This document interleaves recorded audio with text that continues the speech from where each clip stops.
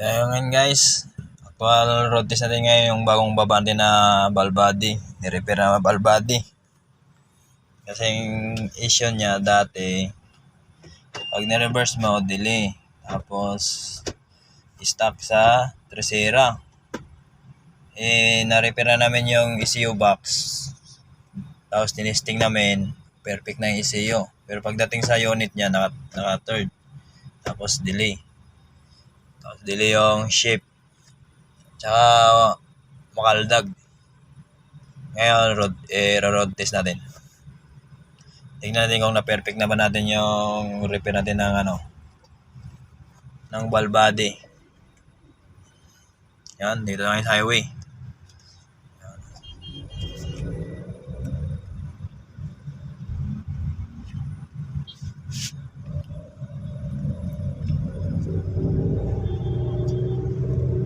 Yan. Yun. Yan. Yan. Smooth na shape niya. Ayan. 3. Door. Naka 4 na. Yan. Nag-shape na siya.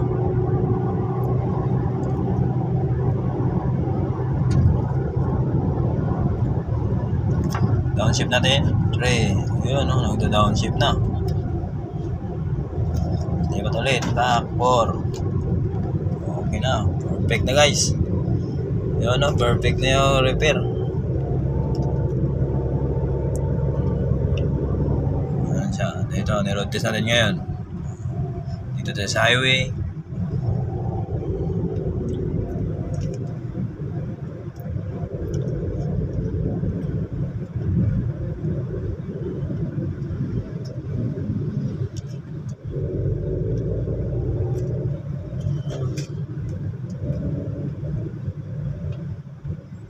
Yan, perfect na sir.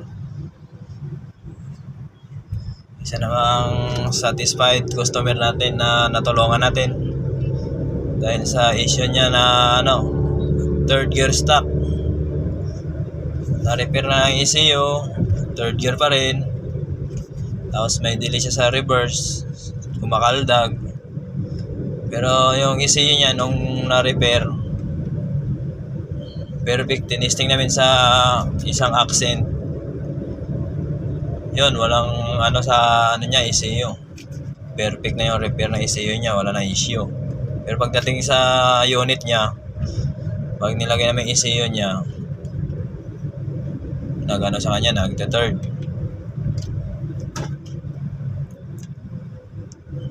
Tapos ngayon, binuksan ko yung valve body. Yun pala, sira na yung valve body, barado na yung mga niya. Yung mga valve niya sa barado na. Yan, nagda-downshift. Okay. Perfect. Dito tayo sa highway. 2 3 4 1. Okay na. Ito upload din sa YouTube. May-ari pala nito saan si sir?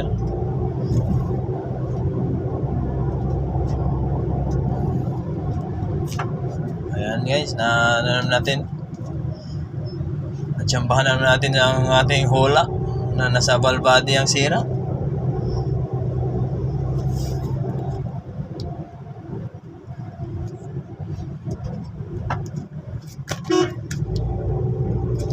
Dito sa drive. Yun ganda ng shape guys. Perfect.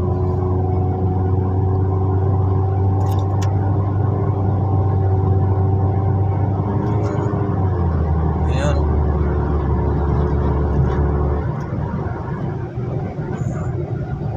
Ayan, pabalik na tayo sa shop ulit. Kasi kukumpletuhin na natin ang dapat kumpletuhin. Kasi ngayon,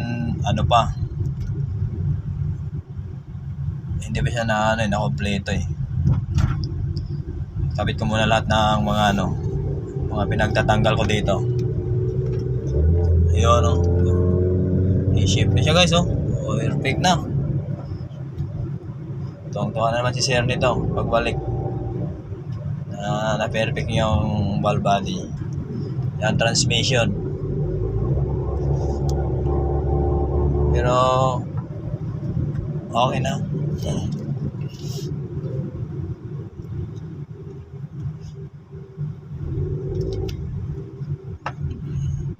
Highway tayo ngayon. Dito na highway. Road test. Ako na mag-isa.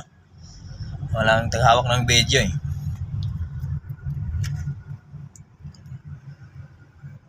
Road test natin ngayon. No? Perfect na ulit. Satisfied naman si sir. Dahil sa 9 months niyang pinagtiisan ng walang hatak yung sasakyan niya. Ayun, hulaan natin na nasa valve body. Okay na. Yan guys. I-upload din niya YouTube.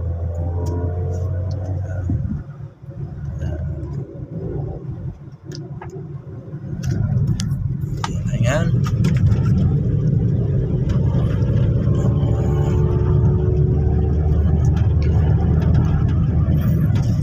Pag napanood nyo to sa YouTube, pwede nyo akong kontakin. May cellphone number ako doon. Yun, matuli na oh. Hindi ko lang na-videohan nung nung bago natin gawin eh. Kasi gabi na kasi. Binalik ni sir kanina ng umaga. Yun, hindi ko rin nakuha ng video.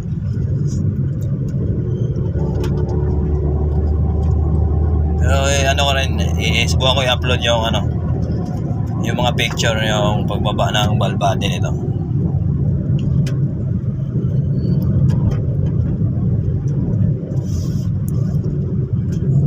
Valve body na yan, ni-repair ko lang. Pakita ko ng mga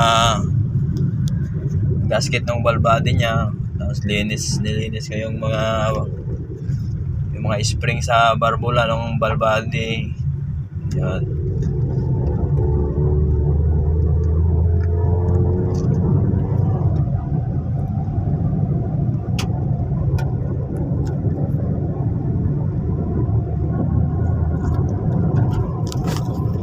Guys,